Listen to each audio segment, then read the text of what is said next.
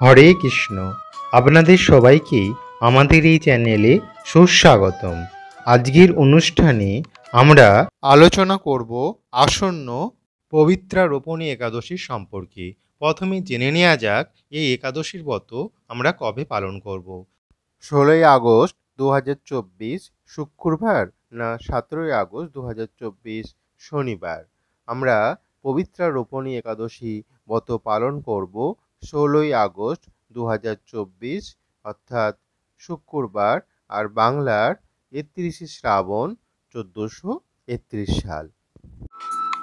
এরপর আমরা একাদশীর ব্রতমাহাত্ম্য সম্পর্কে আলোচনা করব। একদিন মহারাজ সৃষ্টি ভগবান শ্রীকৃষ্ণকে জিজ্ঞাসা করলেন, হে পরম পুরুষোত্তম ভগবান শ্রীকৃষ্ণ, শ্রাবণ মাসের শুক্লপক্ষের একাদশীর নাম কি, এর মহিমাই বা কি, তা আমাকে কৃপা করে বলুন। তদ উত্তরে ভগবান শ্রীকৃষ্ণ বললেন, হে মহারাজ, এই বিশেষ একাদশীর নাম পবিত্র রোপণী একাদশী। এই একাদশীর মাহাত্ম্য কথা শ্রবণ মাত্রই বাজপেয় যজ্ঞের ফল লাভ হয়। প্রাচীনকালে দাপর যুগের শুরুতে মহিজিৎ নামে এক বিখ্যাত রাজা ছিলেন। তিনি মহিষ্মতি নগরে রাজত্ব করতেন। সেই রাজা ছিলেন ধর্মপরায়ণ, প্রজাবৎসল, দানশীল এবং ন্যায়পরায়ণ। অতএব স্বাভাবিকভাবেই তার রাজ্যে প্রজারা সুখে শান্তিতে বাস করত। ব্রাহ্মণেরা সম্মানের সাথে শাস্ত্রচর্চা ও পৌরোহিত্য সম্পাদন করত। দেবদেবী এবং ভগবানের আরাধনা হতো সর্বত্র। এত সত্ত্বেও রাজার মনে কিন্তু কোনো সুখ ছিল না, কেননা তিনি ছিলেন অপুত্রক। পুত্রহীনের ইহলোক পরলোক কোথাও সুখ হয় না।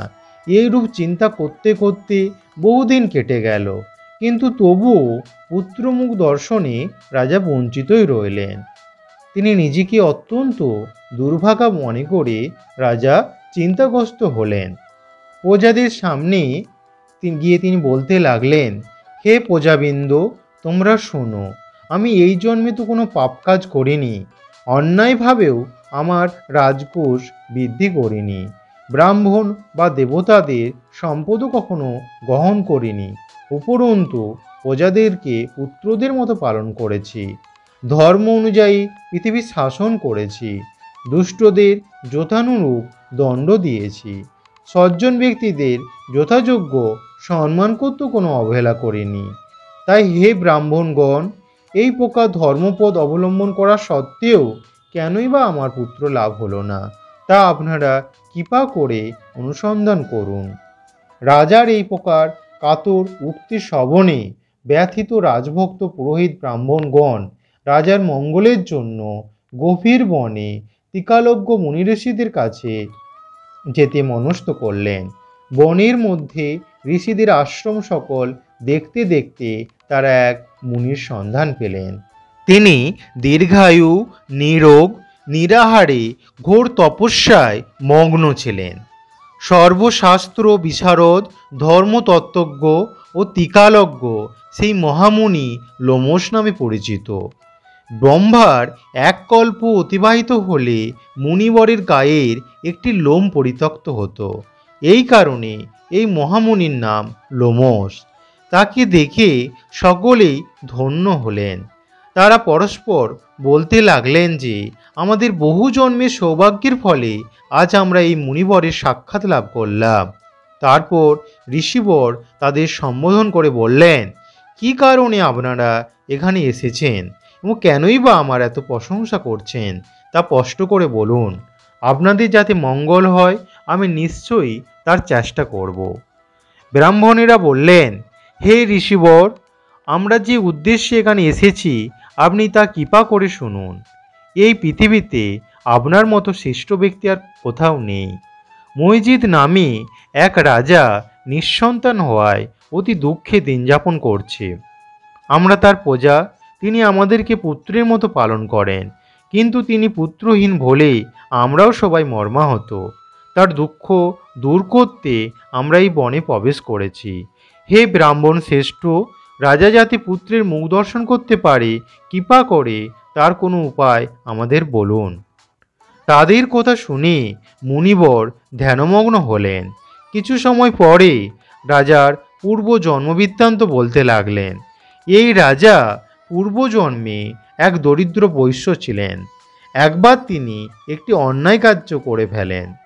ব্যবসা করবার জন্য তিনি এক গ্রাম থেকে অন্য গ্রামে যাতায়াত করতেন।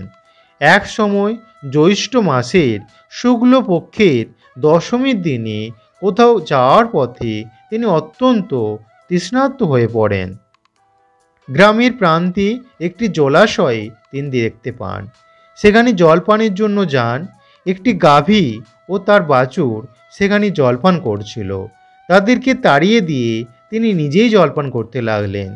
এই পাপকর্মের ফলে তিনি পুত্র সুখে বঞ্চিত হয়েছেন, কিন্তু পূর্বজন্মের অন্য কোনো পুণ্যের ফলে তিনি এইরকম নিষ্কণ্টক রাজ্য লাভ করেছেন। হে মুনিবর, শাস্ত্রে আছে যে পুণ্য দ্বারা পাপ ক্ষয় হয়। তাই আপনি এমন একটি পুণ্যবতীর উপদেশ করুন যাতে তার প্রারব্ধ পাপ দূর হয় এবং আপনার অনুগ্রহে তিনি পুত্র সন্তান লাভ করতে পারেন। তদুত্তরে লোমশমুনি বললেন, শ্রাবণ মাসের শুক্লপক্ষের পবিত্রা রোপণী একাদশীর ব্রত অভীষ্ট ফল প্রদান করে। আপনারা যথাবিধি তা সকলে পালন করুন। লোমশমুনির উপদেশ শুনে আনন্দ চিত্তে গৃহে প্রত্যাবর্তন করে তারা রাজাকে সে সকল কথা জানালেন।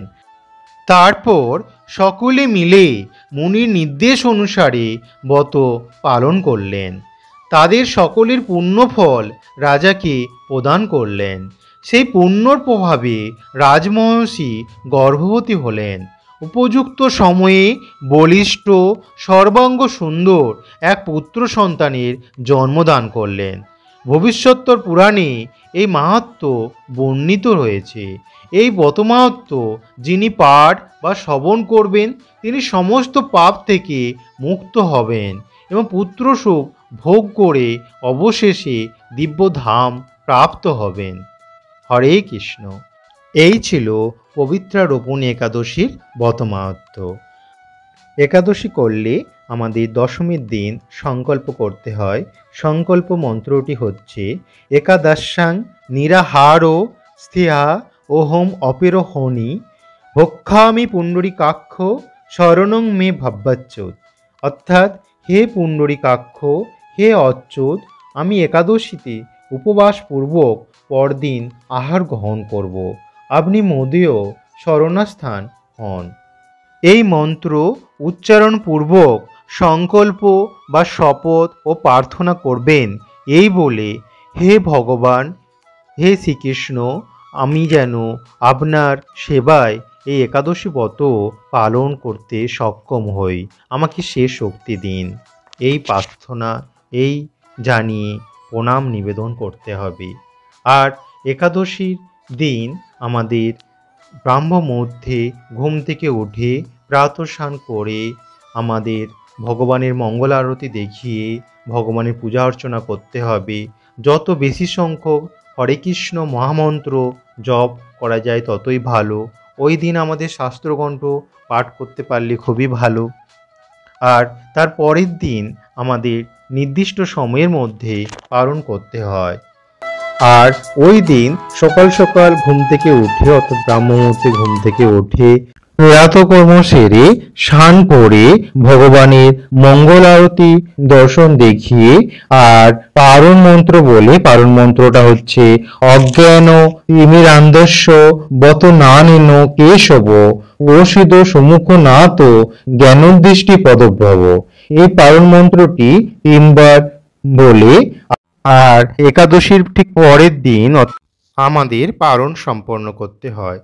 আমরা পারণ সম্পন্ন করব তার পরের দিন, অর্থাৎ 17ই আগস্ট 2024 শনিবার সকাল 5টা13 থেকে সকাল 8টা7 মধ্যে।